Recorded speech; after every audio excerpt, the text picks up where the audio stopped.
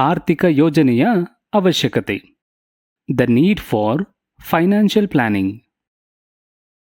ಆರ್ಥಿಕ ಯೋಜನೆಯು ಒಂದು ನಿರಂತರ ಪ್ರಕ್ರಿಯೆಯಾಗಿದೆ. ಹೌದು, ಇದು ಒಂದು ಪ್ರಕ್ರಿಯೆ, ಏಕೆಂದರೆ ಇದಕ್ಕೆ ವಿಶೇಷ ಕೌಶಲ್ಯ ಮತ್ತು ತಂತ್ರಗಳು ಬೇಕಾಗುತ್ತವೆ. ನಮ್ಮಲ್ಲಿ ಪ್ರತಿಯೊಬ್ಬರಿಗೂ ಕೆಲವು ವೈಯಕ್ತಿಕ ಆರ್ಥಿಕ ಗುರಿಗಳಿವೆ. ಈ ಗುರಿಗಳನ್ನು ಸಾಧಿಸಲು ನಾವು ಪ್ರಸ್ತುತ ಆರ್ಥಿಕ ಪರಿಸ್ಥಿತಿಯನ್ನು ಪರಿಗಣಿಸಬೇಕು ಮತ್ತು ಅದಕ್ಕೆ ಅನುಗುಣವಾಗಿ ಉಳಿತಾಯ ಮತ್ತು ಹೂಡಿಕೆಗಳ ಬಗ್ಗೆ ಸರಿಯಾದ ನಿರ್ಧಾರಗಳನ್ನು ತೆಗೆದುಕೊಳ್ಳಬೇಕು.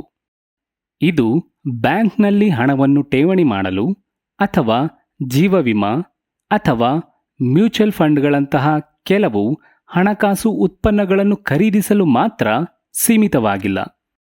ವಾಸ್ತವವಾಗಿ ನೀವು ಎಲ್ಲ ಅಗತ್ಯವಿರುವ ವೆಚ್ಚಗಳು ಮತ್ತು ಸಂಭಾವ್ಯ ವೆಚ್ಚಗಳನ್ನು ಸಹ ಪರಿಗಣಿಸಬೇಕು.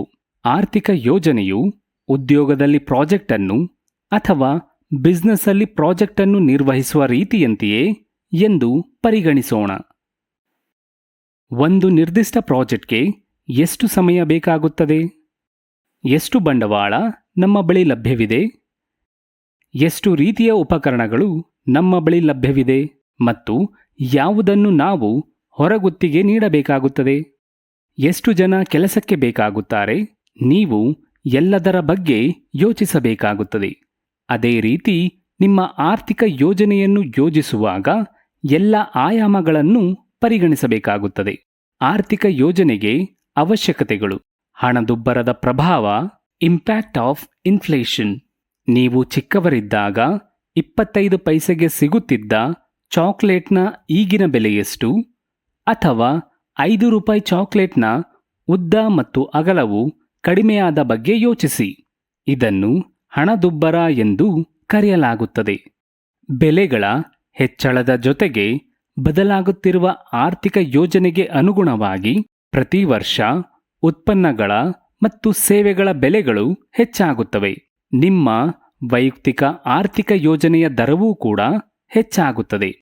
ಇದರರ್ಥ ಇಂದು ಉನ್ನತ ಶಿಕ್ಷಣಕ್ಕೆ 25 ಲಕ್ಷ ರು ವೆಚ್ಚ ಮಾಡಿದರೆ 16 ವರ್ಷಗಳ ನಂತರ ನಿಮ್ಮ ಮಕ್ಕಳ ಉನ್ನತ ಶಿಕ್ಷಣಕ್ಕಾಗಿ 72 ಲಕ್ಷ ರೂಪಾಯಿಗಳಿಗಿಂತ ಹೆಚ್ಚು ವೆಚ್ಚವಾಗುತ್ತದೆ. ಮತ್ತು ಈ ವೆಚ್ಚವನ್ನು ನಾವು ಪ್ರಸ್ತುತ ಹಣದುಬ್ಬರದ ದರವನ್ನು ಆಧರಿಸಿ ಈ ಸಮೀಕರಣವನ್ನು ಮಾಡುತ್ತಿದ್ದೇವೆ.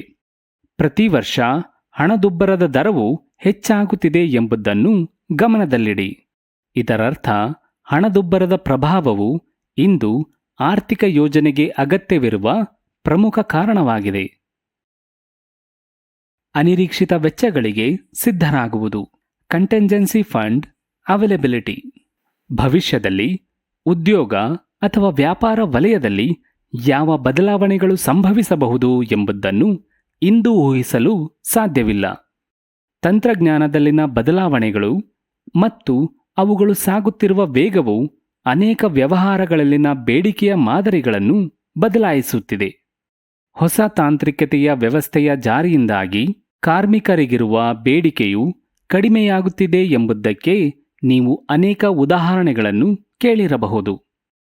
ಅಲ್ಲದೆ ಉದ್ಯೋಗದಲ್ಲಿ ಕಾರ್ಮಿಕರ ವಾರ್ಷಿಕ ವೇತನದ ಹೆಚ್ಚಳವನ್ನು ಕಂಪನಿಯ ನಿಯಮಗಳ ಪ್ರಕಾರ ನೀಡಲಾಗುತ್ತದೆ ಹೊರತು ಹಣದುಬ್ಬರದ ದರದ ಪ್ರಕಾರ ಅಲ್ಲ.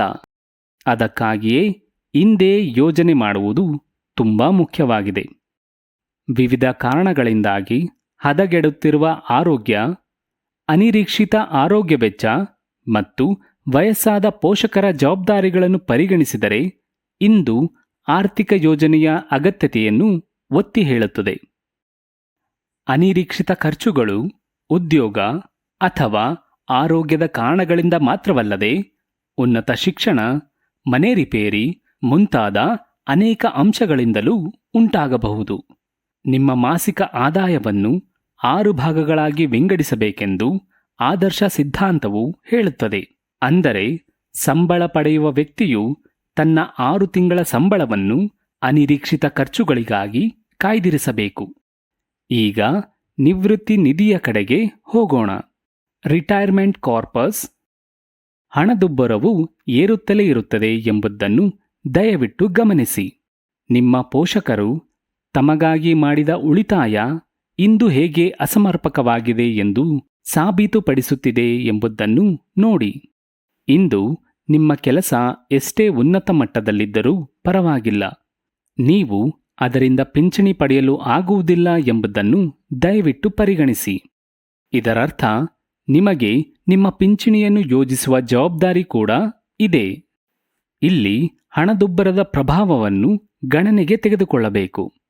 ಆರೋಗ್ಯ ಹದಗೆಡುತ್ತಿದ್ದರೂ ಮಾನವನ ಜೀವಿತಾವಧಿಯಲ್ಲಿ ನಮ್ಮ ಈಗಿನ ಆಯಸ್ಸು ಹೆಚ್ಚುತ್ತಿದೆ. ನಿಮ್ಮ ಪ್ರಸ್ತುತ ವಯಸ್ಸು, ನಿಮ್ಮ ಮಾಸಿಕ ಆದಾಯ, ನಿವೃತ್ತಿ ವಯಸ್ಸು, ಕನಿಷ್ಠ ವಯಸ್ಸು ಇವೆಲ್ಲವೂ ಹೆಚ್ಚಾಗುತ್ತಿದೆ ಮತ್ತು ಅದರೊಂದಿಗೆ ಇಂದಿನ ಹಣದುಬ್ಬರ ಮತ್ತು ದರ ಕೂಡ ಹೆಚ್ಚಾಗುತ್ತಿದೆ. ನಿಮ್ಮ ನಿವೃತ್ತಿ ನಿಧಿಯನ್ನು ರೂಪಿಸಲು ಈ ಕೆಳಗಿನ ಎಲ್ಲ ಅಂಶಗಳನ್ನು ಲೆಕ್ಕ ಹಾಕಬೇಕು. ಇದನ್ನು ಅರ್ಥ ಮಾಡಿಕೊಳ್ಳಲು ಒಂದು ಉದಾಹರಣೆಯನ್ನು ನೋಡೋಣ. ನಿಮಗೆ ಇಂದು 32 ವರ್ಷ ಮತ್ತು ಮಾಸಿಕ ಆದಾಯ 25,000 ರು. ನೀವು 60ನೇ ವಯಸ್ಸಿನಲ್ಲಿ ನಿವೃತ್ತರಾದರೆ ಮತ್ತು ನೀವು 80 ವರ್ಷಗಳವರೆಗೆ ಬದುಕುತ್ತೀರಿ ಎಂದಿಟ್ಟುಕೊಳ್ಳೋಣ. ಇಂದಿನ ಹಣದುಬ್ಬರದ ದರವನ್ನು ಪರಿಗಣಿಸಿದರೆ ನಿಮಗೆ ಕನಿಷ್ಠ 2.5 ಕೋಟಿಯಿಂದ 3 ಕೋಟಿ ನಿವೃತ್ತಿ ನಿಧಿಯ ಅಗತ್ಯವಿದೆ. ಇದರ ಬಗ್ಗೆ ಜಾಸ್ತಿ ಯೋಚನೆ ಮಾಡಿ ಒತ್ತಡಕ್ಕೆ ಒಳಗಾಗಬೇಡಿ. ಆರ್ಥಿಕ ಯೋಜನೆ ಎಷ್ಟು ಮುಖ್ಯ ಎಂಬುದನ್ನು ಅರ್ಥ ಮಾಡಿಕೊಳ್ಳಿ.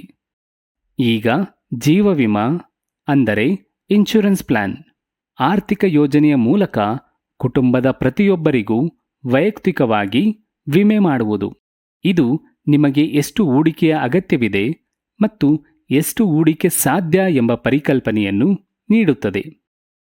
ಮನೆಯಲ್ಲಿ ಯಾರಿಗಾದರೂ ಇದ್ದಕ್ಕಿದ್ದಂತೆ ಆರೋಗ್ಯದಲ್ಲಿ ಏರುಪೇರಾಗಿ ಸಮಸ್ಯೆಗಳಾದರೆ ಇನ್ಶೂರೆನ್ಸ್ ಪ್ಲಾನ್ ಉಪಯೋಗಕ್ಕೆ ಬರುತ್ತವೆ ಮತ್ತು ಭದ್ರತೆಯ ಭಾವನೆಯನ್ನು ಸೃಷ್ಟಿಸುತ್ತದೆ. ಈಗ ಆರ್ಥಿಕ ಯೋಜನೆಯ ಹಂತಗಳನ್ನು ನೋಡೋಣ. 1. ನಿಮ್ಮ ಪ್ರಸ್ತುತ ಆರ್ಥಿಕ ಪರಿಸ್ಥಿತಿಯನ್ನು ಅರ್ಥ ಮಾಡಿಕೊಳ್ಳಿ. 2. ನಿಮ್ಮ ವೈಯಕ್ತಿಕ ಗುರಿಗಳನ್ನು ಸಿದ್ಧಪಡಿಸಿಕೊಳ್ಳಿ ಮತ್ತು ಅವುಗಳನ್ನು ಬರೆದಿಟ್ಟುಕೊಳ್ಳಿ. ಈ ಗುರಿಗಳು ತಕ್ಷಣವೇ ಪೂರ್ಣಗೊಳ್ಳಬೇಕು ಅಥವಾ ಅಲ್ಪಾವಧಿಯಲ್ಲಿ ಪೂರ್ಣಗೊಳ್ಳುವ ಗುರಿಗಳನ್ನು ಅಲ್ಪಾವಧಿಯ ಗುರಿಗಳು ಎಂದು ಕರೆಯುತ್ತಾರೆ.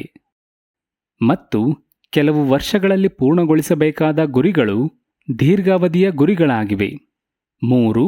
ವಿವಿಧ ಉಳಿತಾಯ ಮತ್ತು ಹೂಡಿಕೆಯ ಆಯ್ಕೆಗಳನ್ನು ಅನ್ವೇಷಿಸಿ ಮತ್ತು ನಿಮಗೆ ಸರಿಯಾದ ಆಯ್ಕೆಯನ್ನು ನಿರ್ಧರಿಸಿ. 4. ನೀವೇ ಒಂದು ಯೋಜನೆಯನ್ನು ರಚಿಸಿ. 5. ಅದನ್ನು ಕಾರ್ಯಗತಗೊಳಿಸಲು ಪ್ರಾರಂಭಿಸಿ. 6. ಕಾಲಕಾಲಕ್ಕೆ ಅದನ್ನು ಪರಿಶೀಲಿಸಿ ಮತ್ತು ಅಗತ್ಯ ಬದಲಾವಣೆಗಳನ್ನು ಮಾಡಿ. ನೀವು ತೆಗೆದುಕೊಳ್ಳುವ ಪ್ರತಿಯೊಂದು ಹಣಕಾಸಿನ ನಿರ್ಧಾರವನ್ನು ಆರ್ಥಿಕ ಯೋಜನೆಯು ನಿಯಂತ್ರಿಸುತ್ತದೆ. ಆರ್ಥಿಕ ಯೋಜನೆಯು ಹಣಕಾಸಿನ ಸ್ವಾತಂತ್ರ್ಯಕ್ಕೆ ಕಡಿವಾಣ ಹಾಕುತ್ತದೆ ಎಂಬುದು ಇದರ ಅರ್ಥವಲ್ಲ. ಬದಲಿಗೆ ಆರ್ಥಿಕ ಯೋಜನೆಯೊಂದಿಗೆ ನೀವು ತಪ್ಪಾದ ಅಥವಾ ಕೈಗೆಟುಕದ ಹೂಡಿಕೆಗಳಿಂದ ತಪ್ಪಿಸಿಕೊಳ್ಳಬಹುದು ಮತ್ತು ಸಮರ್ಥನೀಯವಲ್ಲದ ಯೋಜನೆಗಳಿಂದ ದೂರವಿರಬಹುದು. ಇದಕ್ಕೆ ಉತ್ತರವಾಗಿ ನೀವು ಹಣಕಾಸಿನ ಸ್ವಾತಂತ್ರ್ಯವನ್ನು ಸಾಧಿಸಲು ಆರ್ಥಿಕ ಯೋಜನೆ ಅತ್ಯಗತ್ಯವಾಗಿರುತ್ತದೆ.